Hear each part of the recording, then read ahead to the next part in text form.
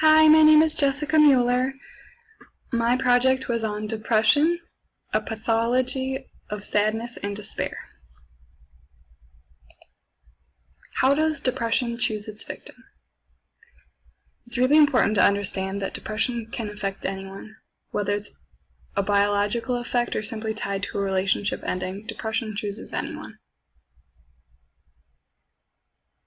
How each person chooses to believe their depression came to be is completely dependent on them.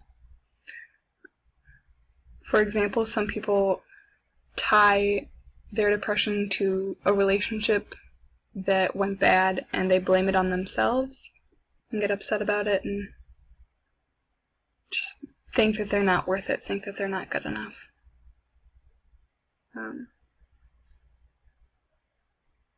It also could be a family background pathology. Someone's mother could have depression and somehow biologically their child ends up with depression. It all comes down to brain chemistry and how our neurotransmitters are firing. Depression is a full body experience. So sometimes neurotransmitters function a little differently than they're supposed to, and they mess with mood stability. So when you're supposed to be feeling moderately upset, you end up feeling a lot more upset, or you take things a little bit too much to heart rather than how they're actually meant to be taken. Some body parts that are affected by depression, very specifically the brain. The brain is the most common organ that is affected by depression.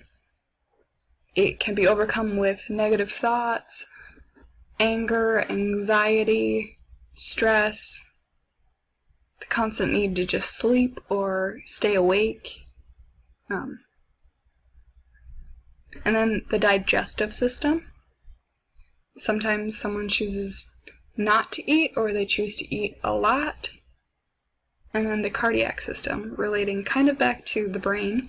It can be due to stress and anxiety. Your heart rate can increase. You can have high blood pressure. Those types of things. One of the most common signs is a change in mood, which could be noticed in either facial expressions or gestures or even just loss of interest. Like someone that was super into sports, super into soccer, and suddenly they just stop playing, and that kind of ties into the less movement symptom.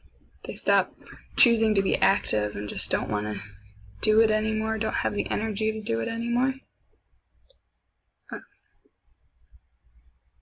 There are many other signs and symptoms that a person can go through.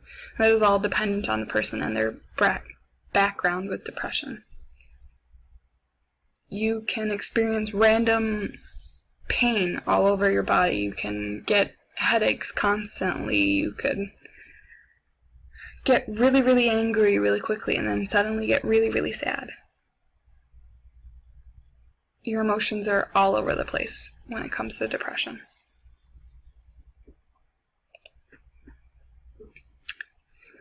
Curb and cope. Everyone chooses to cope with depression at their own pace, in their own way. Everyone's different. So whatever works for one person may not necessarily work for another person. A lot of times people will tell you to just suck it up or go to the doctor and get some medication, it'll help. Sometimes that's not the only answer. Sometimes you need more than just medication, or you need just to speak with a physician to talk about what the best course of action is for you. I think the number one thing you can do with depression is confiding in your family and friends about your bad days. I think that's really important because they may not know that your day is just feeling that bad, so they just continue on as if everything is okay, and sometimes it's not, and that's okay. There's also art therapy, because who doesn't love to color? and music therapy, because who doesn't love to sing in the car? And so many other different types of therapy and coping mechanisms. In conclusion, there is a lot that comes with depression, not just being sad or glum. It is important to remember that you can get through it and things will get better. Never be afraid to reach out to people. They can and they will help you. Also, it is important that if you're given medication, keep taking it until your doctor advises otherwise. Sudden stops in medication can be very dangerous. Sometimes it can increase the negative thoughts that are going through your brain, and that can lead to far worse situations like suicide attempts, and that's just really sad. We don't want you to feel like you need to end your life to get out of this hard time.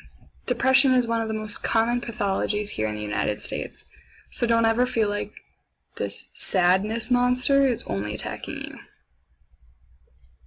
Thank you. And here is my reference page with all the different references I used.